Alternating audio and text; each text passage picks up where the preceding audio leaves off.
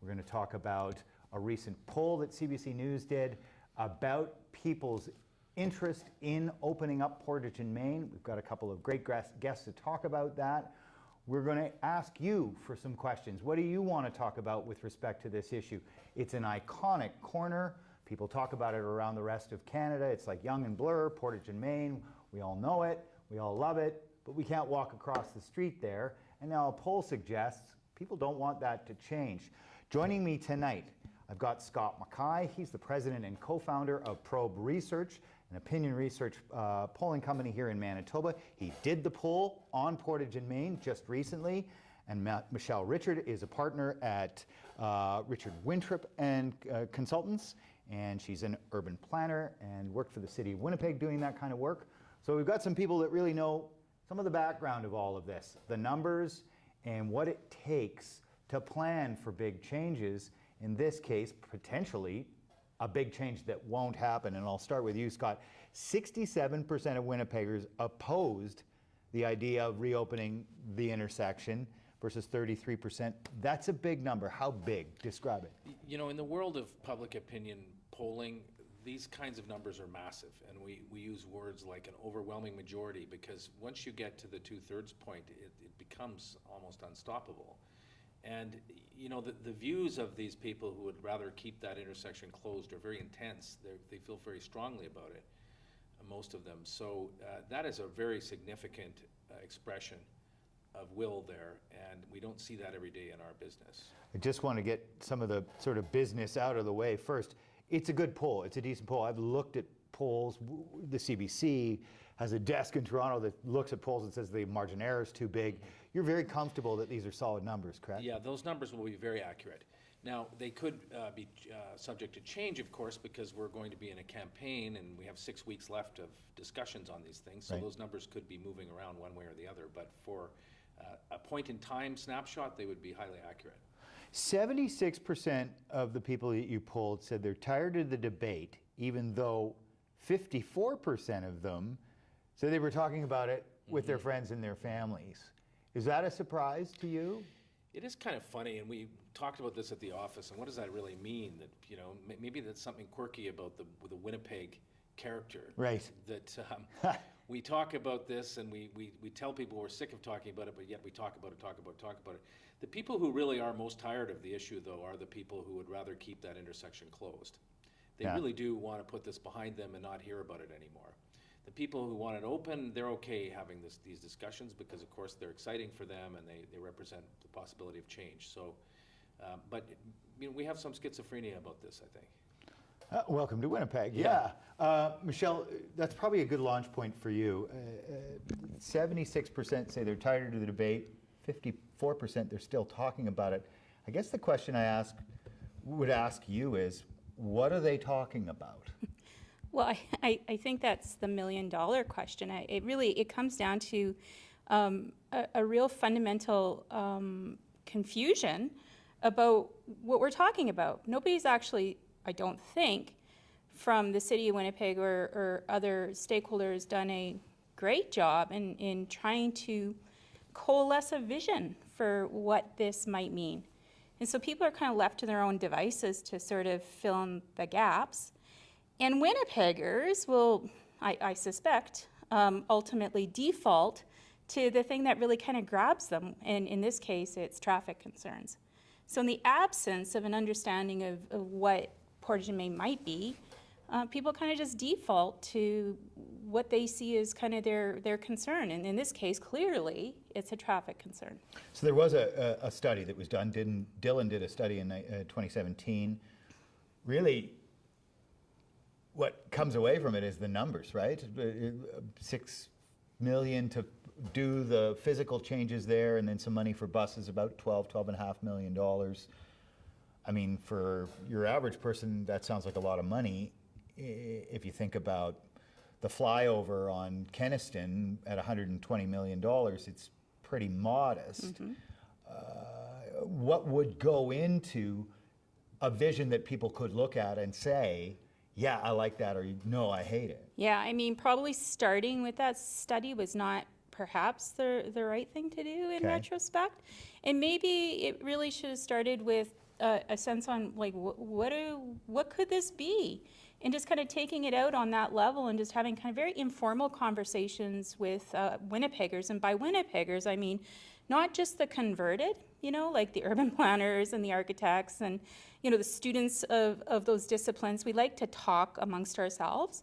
But really, the reality of it is that an issue like this should have been brought out to the broader Winnipeggers, and in a way that didn't have to be expensive, let's say, but just to sort of get out there and start those conversations, whether it's kind of at a councillor ward-based or through a website, like the City of Winnipeg could have had a website, hey, what do you think about this? And use that also as a way to communicate on some of the basic ideas that could be explored.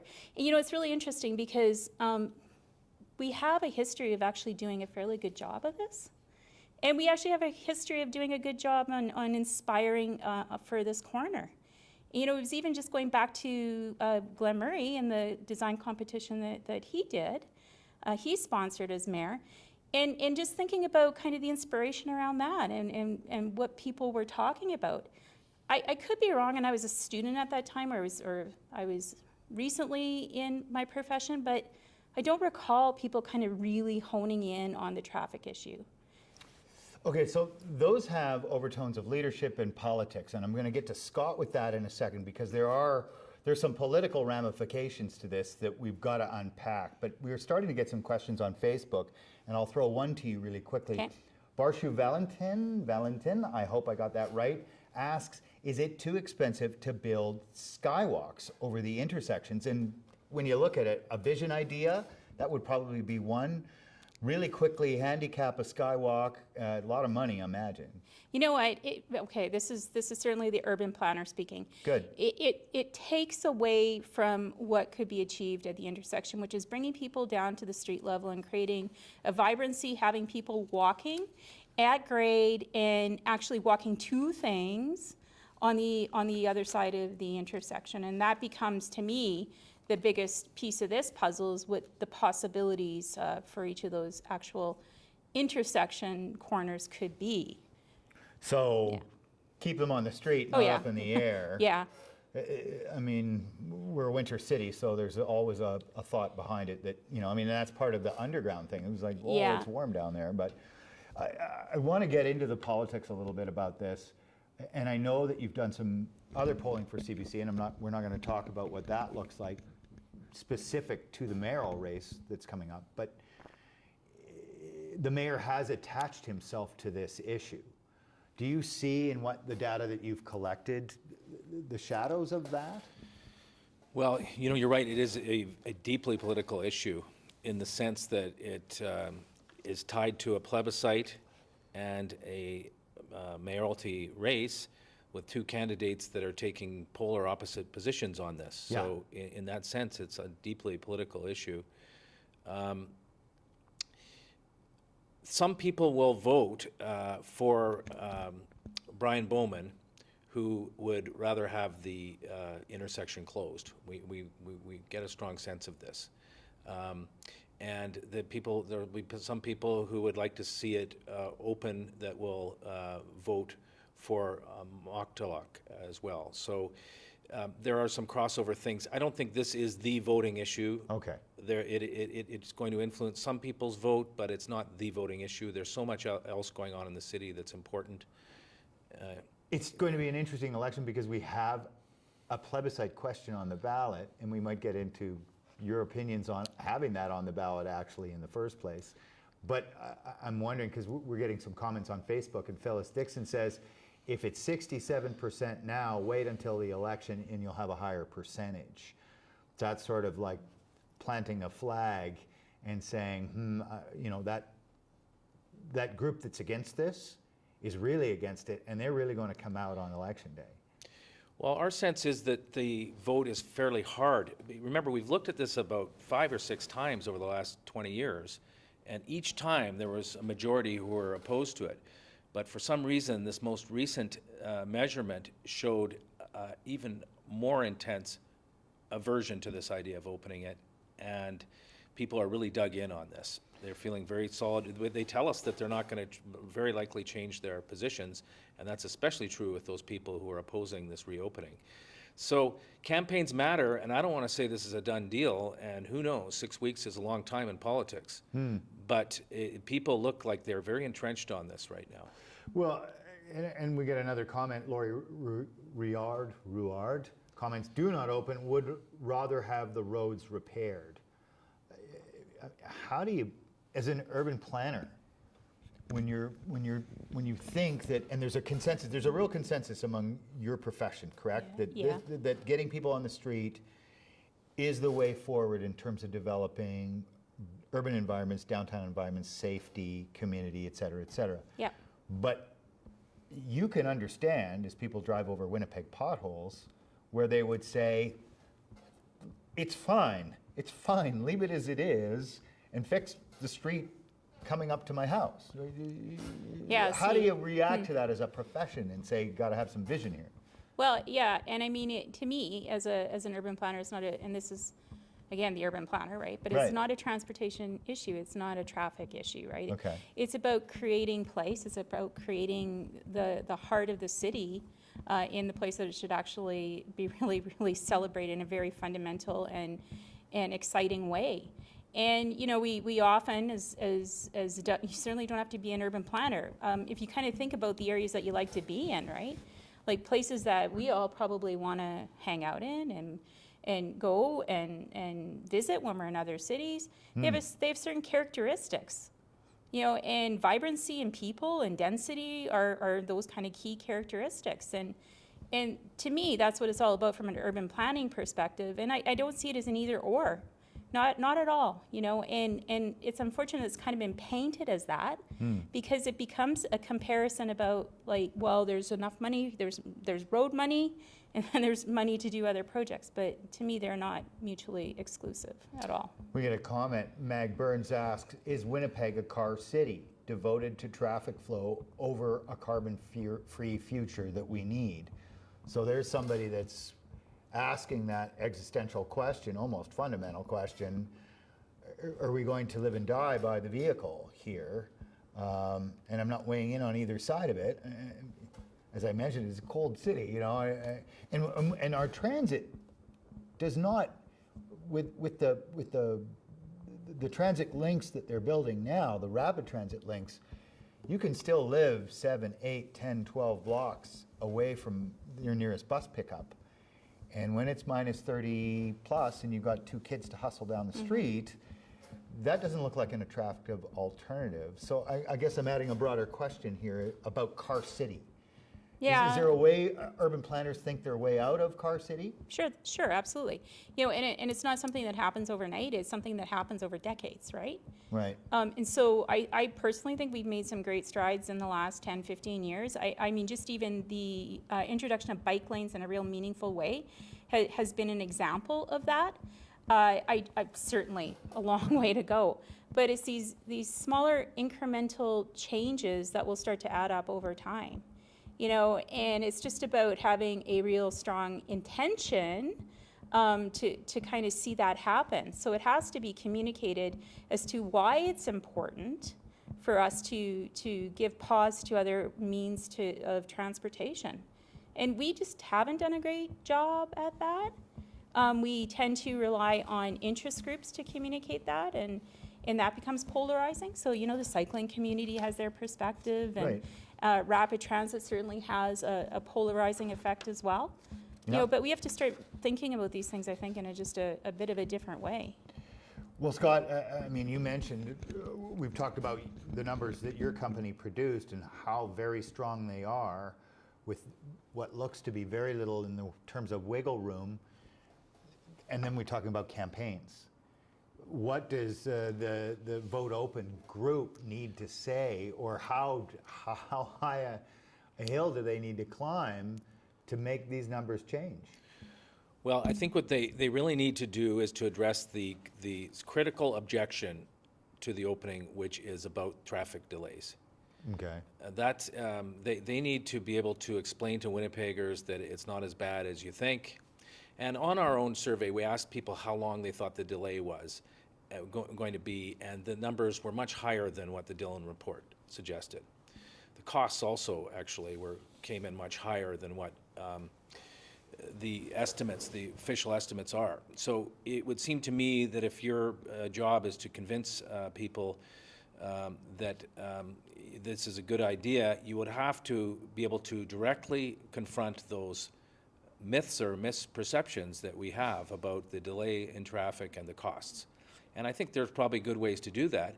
And I think if they were effective at that, they would start to erode some people's opposition to this. But that would presume that the champion of this, the current mayor who made it an election campaign promise in his first, to win for the first time, would have to champion this vociferously, really strongly.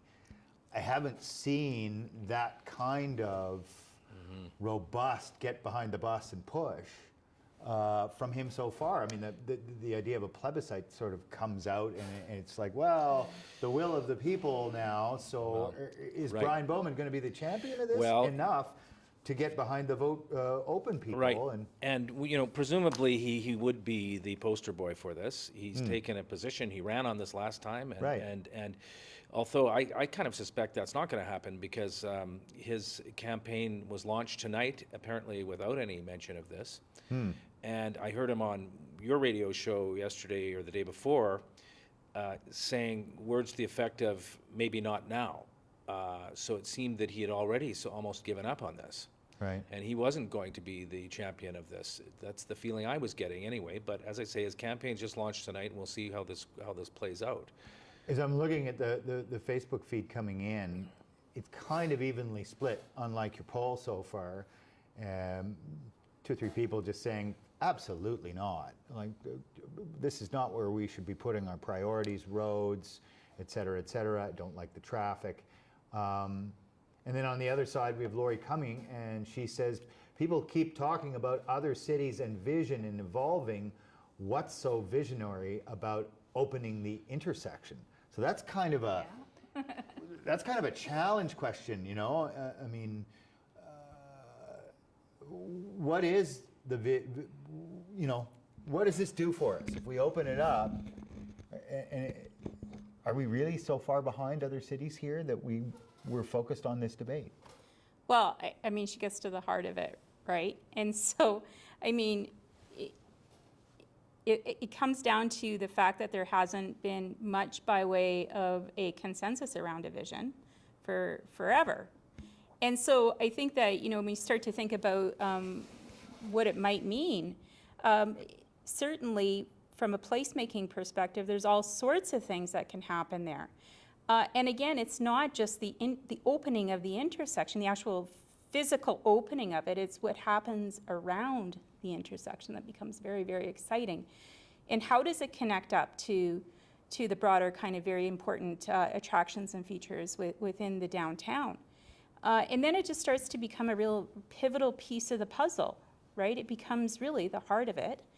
And unfortunately, we just haven't had the opportunity to spend much time blue skying or even inviting Winnipeggers to have a sense on what they would like to see there.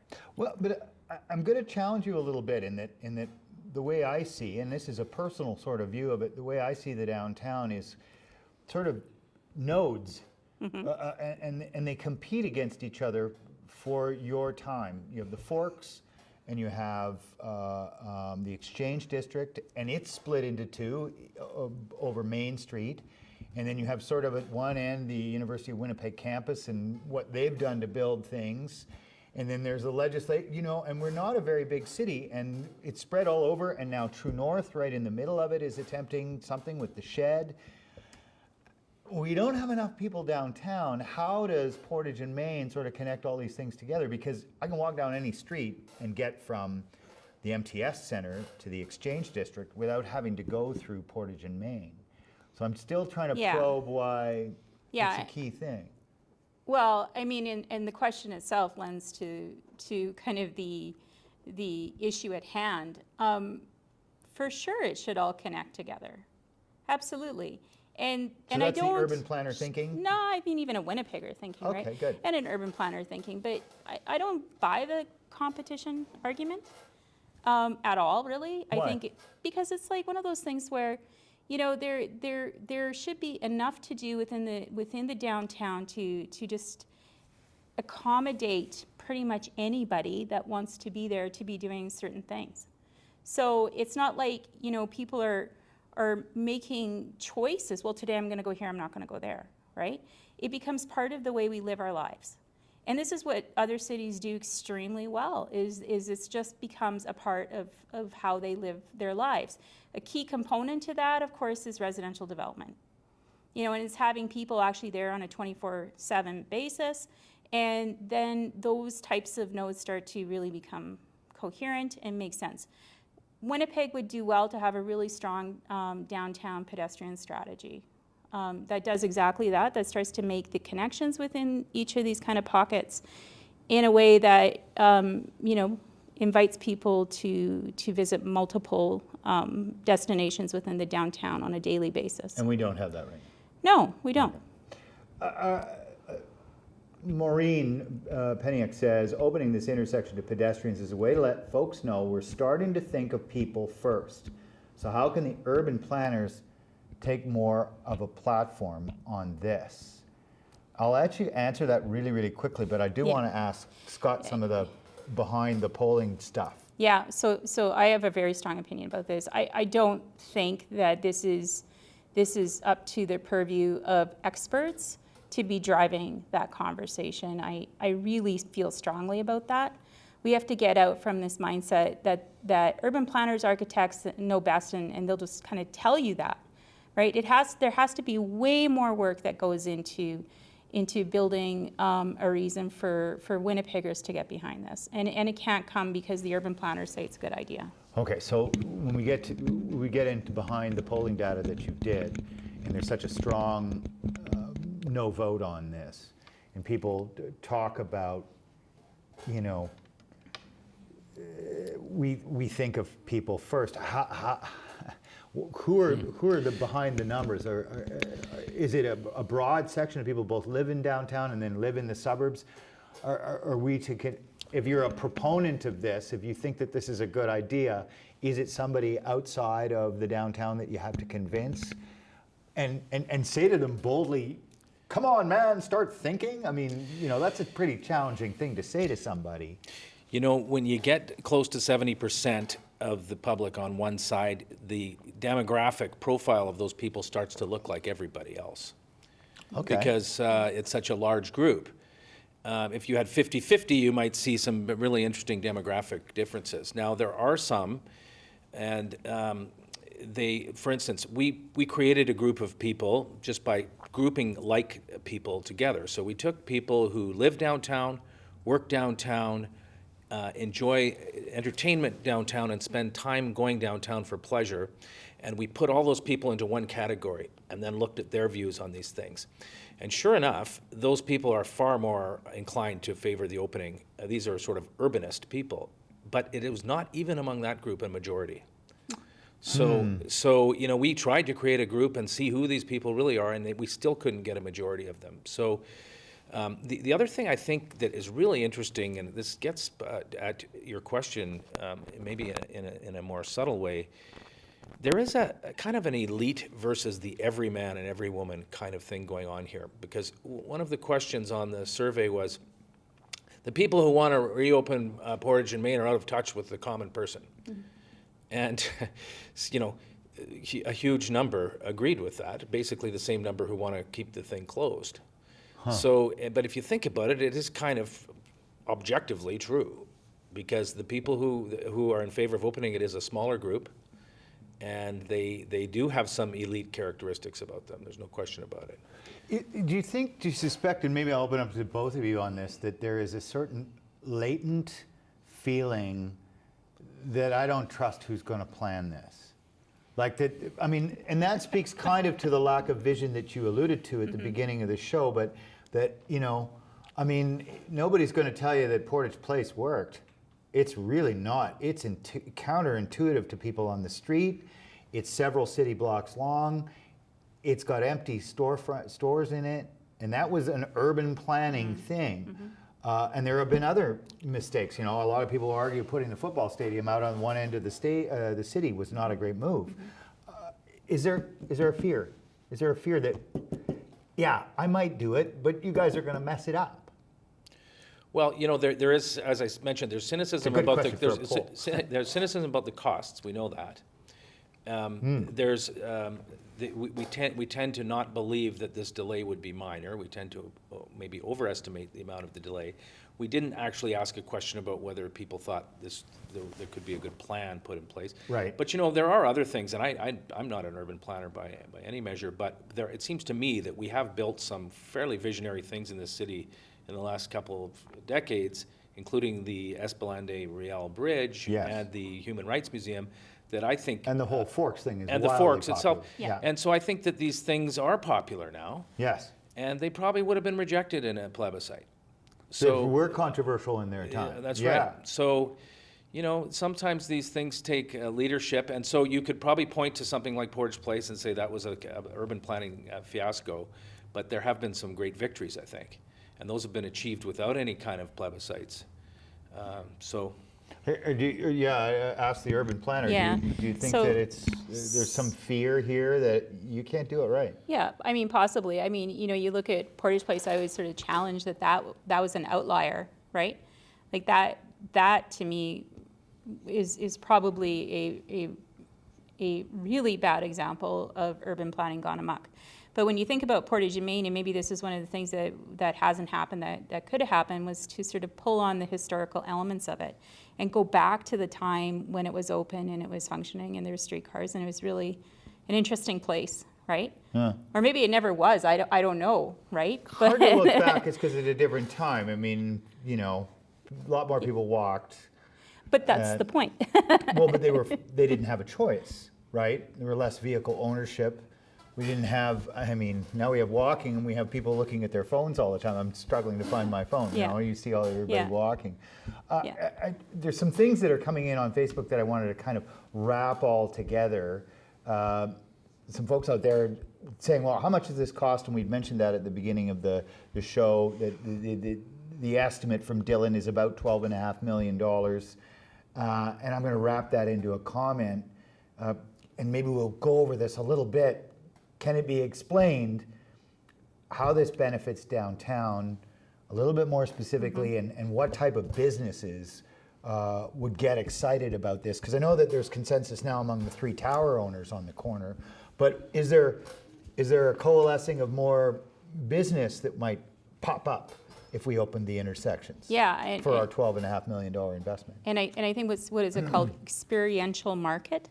Right, so there's this whole burgeoning market around having people out using the streets as a retail experience, right? And so you start to look at what makes sense there. Is it's a niche type of business, and it's the type of business that would invite people in and allow them to spend time there. So cafes, right, specialty stores, those kinds of things. Seem to make a lot of sense. Coming near the intersection? Yeah, at each of those corners, I think, anyways, there's probably enough of an opportunity to kind of do some pretty interesting things. And I bet you, I mean, I can't imagine why the property owners on each of those 4 corners wouldn't be capitalizing at grade retail opportunities, whatever that might look like. They would like to see the value of their investments increase, that's for sure, and they would have looked at these issues very, very closely, because these are people that don't make moves unless they've studied them to death, because their dollars are on the line. I wondered, Scott, you know, I've got another question here about, or sort of a comment, the crime downtown needs to be addressed before making it more pedestrian friendly. You've done polling on crime downtown in the past, and then we'll flip it over to you, because I know what your answer is going to be on that. But is there a fear of downtown connected to crime that pushes people away from even wanting to engage in the debate about opening the intersection? Well, I'm not really sure how those two issues go together. What I Okay. can tell you, though, is that anxiety about crime in Winnipeg is on the rise. Yes. It's connected, everybody thinks it's connected to this problems with drugs, meth Methamphetamine, yeah. particularly. There were some issues about safety in the underground passageway there, the Yeah. mall under there. And we addressed some of that in our survey. So people, a lot of people, especially those who would like to open the intersection, feel that the underground is safe unsafe in the evenings. And then I guess, and the urban planner will tell us this, but it seems to me that when you get a critical mass of pedestrians, it does in fact improve the safety. But it's not something we really looked at that carefully, and I can't really answer that question. Michelle's going to say that the crime will decrease when you have more people on the streets, That's right? Yes. And so that's your promise? That's the experience in other centers? Sure it is, absolutely it is. And I mean, part of that you know, it kind of goes hand in hand. So you have more people on the streets and you have more types of infrastructure to support more people on the streets. So you have more benches, you have more lights, you have more amenities on the street that just lead to having people stay in spaces for a longer period of time. We're at 30 minutes, and so we're going to get a wrap up here. I just wonder, and it's a fascinating topic, and we can go different directions, and I want to bring funnelators into it, and because that's one of my sort of amusing views of the downtown, but we won't go there. But I wonder if you have any conclusion, wrap-up remarks that you might say about the issue. Sort of try and think about it in terms of a debate that's going to go on for the next 6 weeks. What would you urge, if you had say one thing to people as they go into the voting booth, what would it be? Imagine if the Forks wasn't there. Okay. Imagine, right? And I think we're kind of, okay, maybe it's not quite at that level, or maybe it is, but imagine if it wasn't there, and what a loss that would be to Winnipeggers. Scott, I mean, politics, polling, numbers, the next 6 weeks we're going to have a look at a lot of stuff.